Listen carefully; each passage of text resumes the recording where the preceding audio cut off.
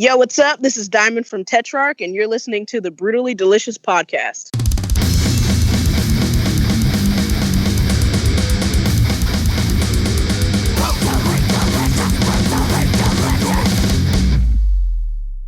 Oh, hey, you are listening to the Brutally Delicious podcast. I am Bruce. I'm Chris.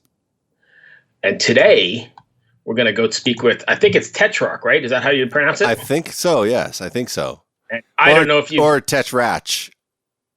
Whatever. I don't know. If you've not heard these guys, I'm fucking blown away. I want to know how to say the name because holy shit did my ass just get kicked. Yeah, I was totally blown away. So it was like, shit. So if you're not familiar with these people, I suggest that as soon as you listen to this podcast, you run right out and grab a hold of them because it's pretty freaking great. Absolutely. And we are speaking with Diamond, the lead guitarist. If you want to hang on 1 second, we'll go ahead and grab her. Let's get her. You got to catch up, brother. I'm 3 in. I can't catch up. I have to drive at, I have to drive at 6:30. Hello. Bro, hey, Oh. Diamond. Hey, how's it going? Good. Chris was just saying you were skunking us. I'm glad you proved him wrong.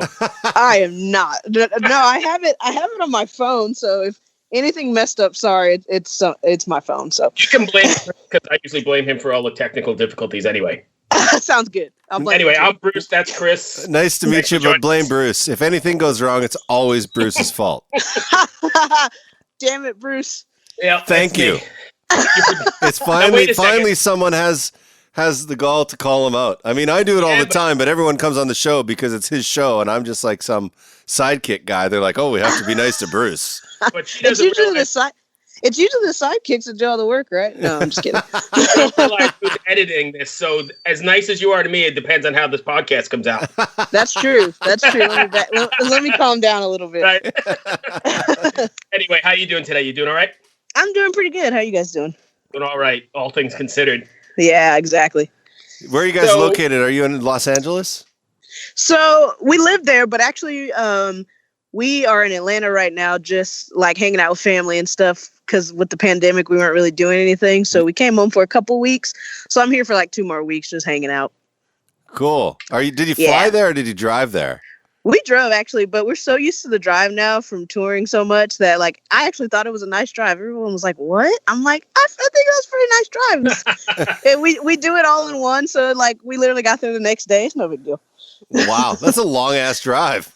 It's pretty long. How does it work? You guys just a tank of gas for each driver?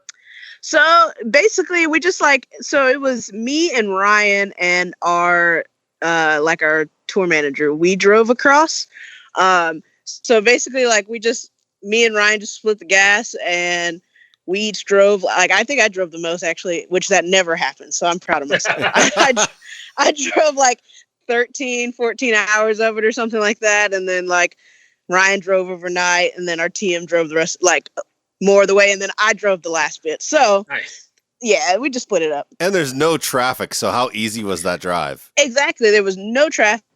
And gas is extremely cheap. I think we paid like maybe $200 to get from LA to here in gas, which usually it's way more than that. And it literally took us exactly the amount of time it should have taken. So it was good. So what's it like being in Atlanta right now?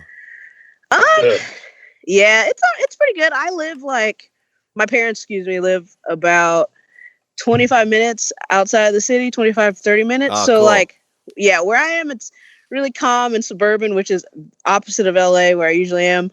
But obviously in Atlanta right now, it's kind of a mess. I think everywhere is. LA is not much different from the looks of it. No, I think LA's worse. Yeah, I live and work in Richmond, and it's pretty bad as well. Yeah. I was actually looking at Richmond today. Someone was talking about how it wasn't great. So it's pretty shitty everywhere right now. Yeah. Anyway, so you have to forgive me because I was not familiar with Tetrarch until Maria sent it over. Yeah. I don't know how you guys slid under the radar, but boy, you guys kicked some serious ass. Thanks a lot. I appreciate that. My mind was fucking blown. Like that's always good. Like I have a reputation. I have a reputation for only preparing for the interview as the interview is about to happen. Like while I'm dialing. Sounds like me with school, so I understand. And so I was like, oh, I have 30 minutes.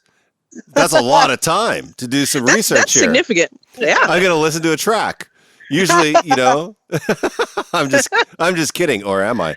And you're probably not, but it's okay. But I played. Oh damn! I forget the name of the song. I'm not right. I'm not right. I am not right. So it was just ass kicking.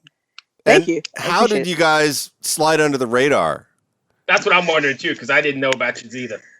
Well, I guess like we put out some EPs in the past, but we put out like our first full length about 3 years ago. It was called Freak, and that got like a lot of attention for us, like kind of the first huge big wave of attention. And like we got a lot of press coverage. I became obviously like crazy the first African American female metal guitarist in like major publications with that record and everything. So that was really cool. That's fucking awesome.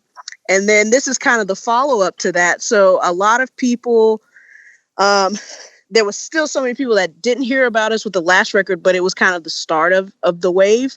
A lot more people are following suit with just even this first single. So I think we're going to setting ourselves up well for this record.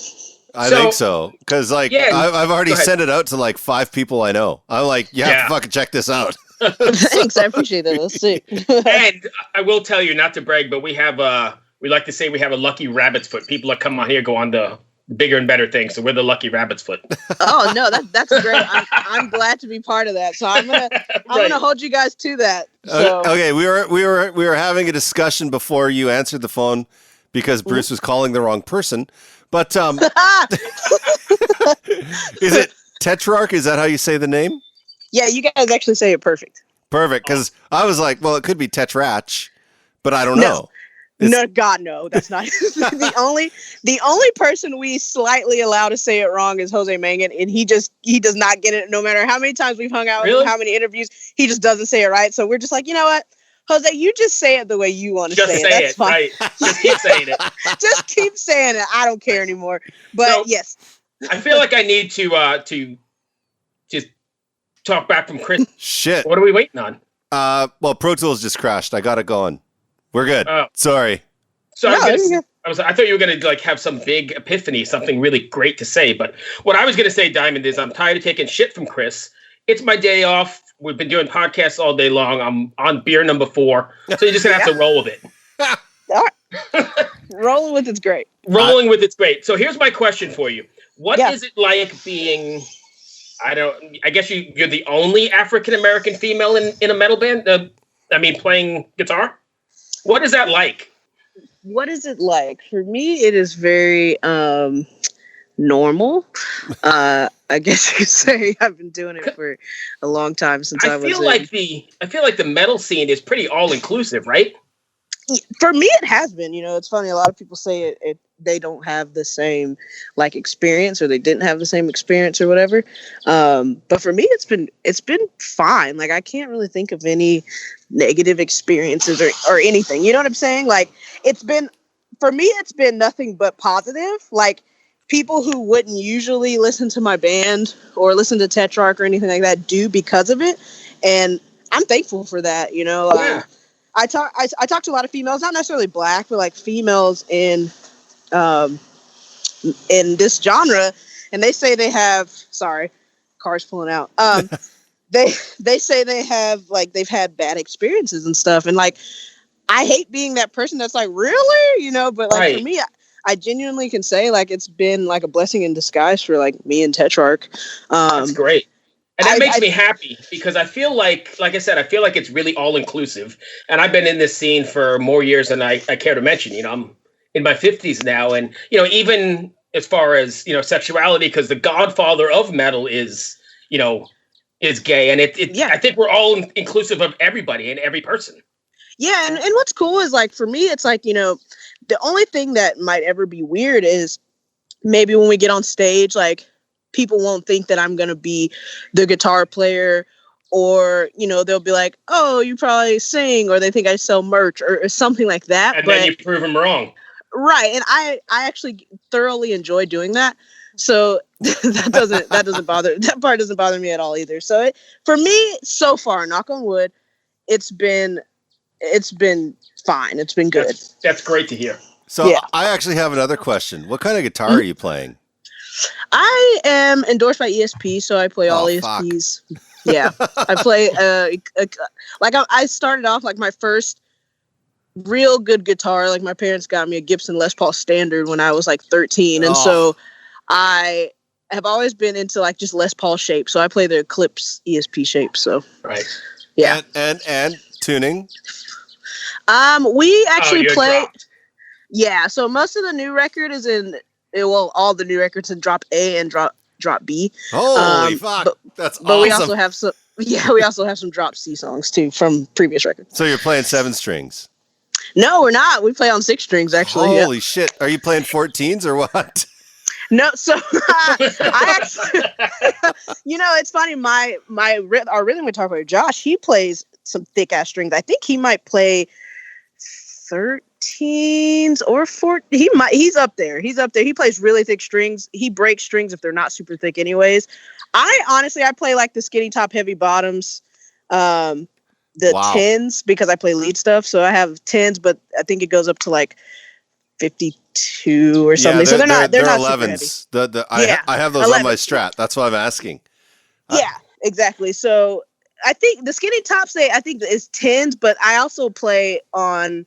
I have what's the other one? The yellow EMG or Ernie Ball pack. Oh yeah. Those I think that's 10 to 46, isn't it? No, they're heavier than that because they're a little heavier than. I play those on my like drop A tuning. I forgot what they are. It doesn't matter. Yeah, I don't play super heavy. I play kind of somewhere in the middle. But Josh, he plays some pretty heavy strings. Man, it must. Bruce always gets mad at me because I'm always asking tech questions. Yeah, like this is nerd talk. He's like, "Why the fuck are you asking me this shit?" No, it's cool. So we actually play with like our drop B tuning is the same, like the Slipknot tuning. So they have like that 6-string drop B tuning. Yeah. For some reason, when we go to 7 strings, it takes out like some of that bite that I really like. Yeah. So we like playing it all on 6 strings. It must be a bitch to keep them intonated. No, Evertunes. Now, this finally someone gives Chris the secret. Evertunes, man, it's crazy. Now, you can ask Bruce this. I've asked this question to every drop band because I'm trying to figure out how to do it, and no one's like, "No, it's fine, it's fine." Now you just gave me the piece of information. Evertunes are amazing. They got so much shit in the beginning. Now everyone's starting to put that bridge on their guitar. But it's amazing. They're a pain in the ass in the beginning when you're trying to learn how to set up the guitar. Yeah. Once they get in tune, you are good. Like they don't go out at all. It's an amazing piece of technology. Like it's literally amazing. So definitely worth it for those drop tunings for sure. How does it affect your tone, or does it affect your tone? Unless you're just some fucking sorry. Hey, you can swear. Unless you're just some like really, really, really just into like every aspect of tone, no one's gonna hear any difference at all. Like at all. Sometimes it affects every now and then the sustain on like if you're doing solos or something like that, the sustain on notes every now and then will kind of dissipate a little quicker. Yeah. But for the most part, when you're playing rhythms and stuff like that, nobody's gonna notice when you're on stage. Like, okay, like I said, unless you're like Devin Townsend or something, he might. Right.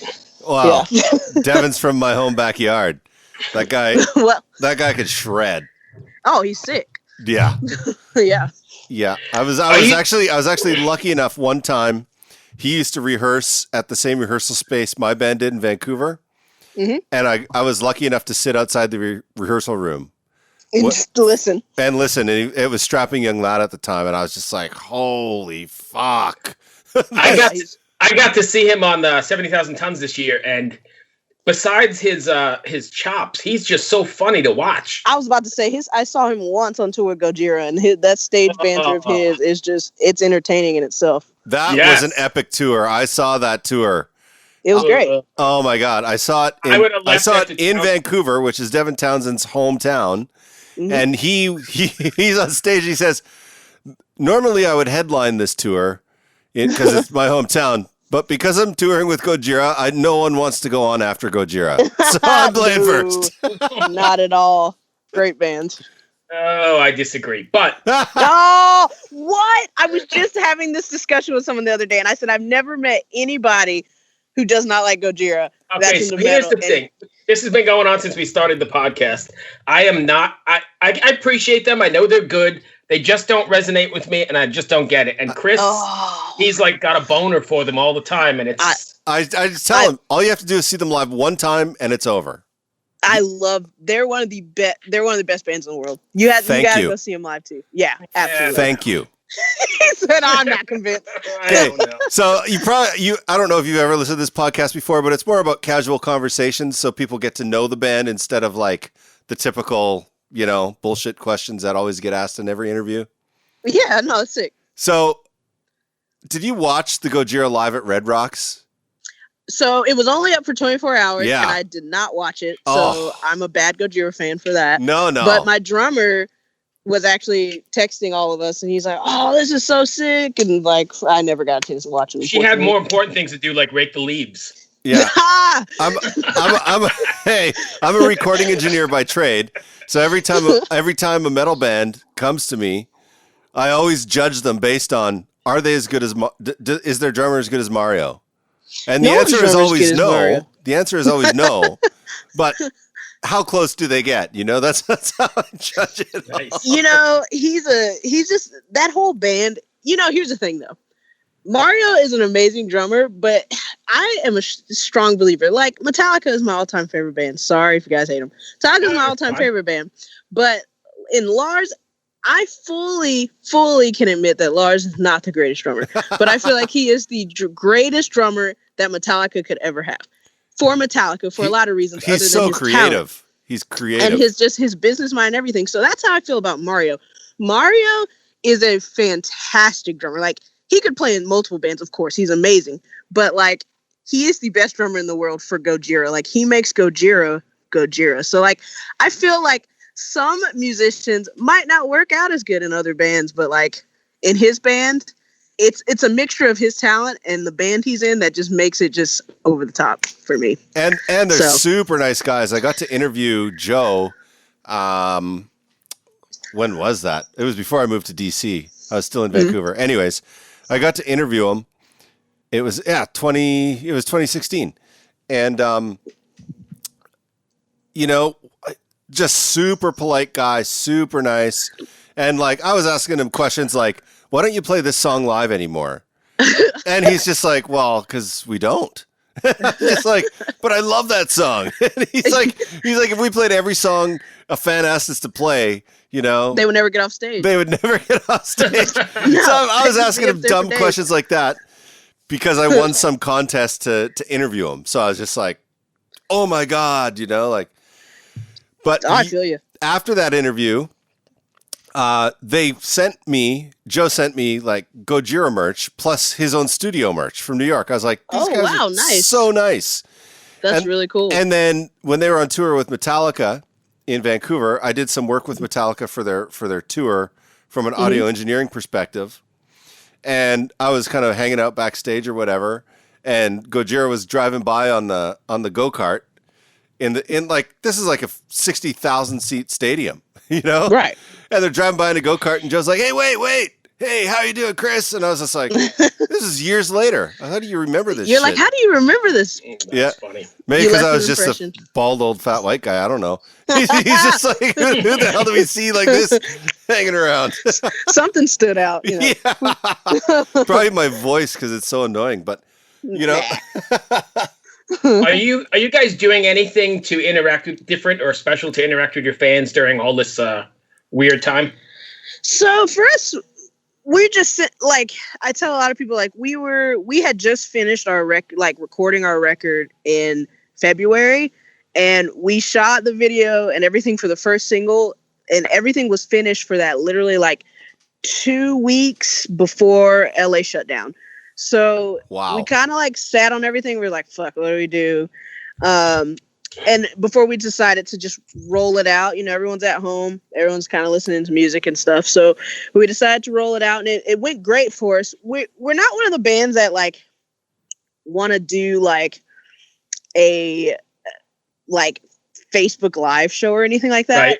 Not because we couldn't, but like our live show is probably like the strongest aspect of our band. Like I know we can sell ourselves live in any situation, but I don't like taking from that. Like, we like to give our all, we go crazy on stage and all of that, and it would just be weird for us to like put on like a Facebook Live event and like just kind of like go through the motions kind of thing. Right. So for us, we're kind of just doing the album rollout as is. We're going to do some cool contests for like merch and all that kind of stuff. I know pre-orders drop soon for the record. So it's just kind of like your standard stuff, but we're trying to be a little bit more visible with it online than we usually would be. Mm-hmm. So it's more just amping up kind of what we would have usually done with just more content online, but not necessarily like a concert online, you know? So where can people go to reserve the pre-order?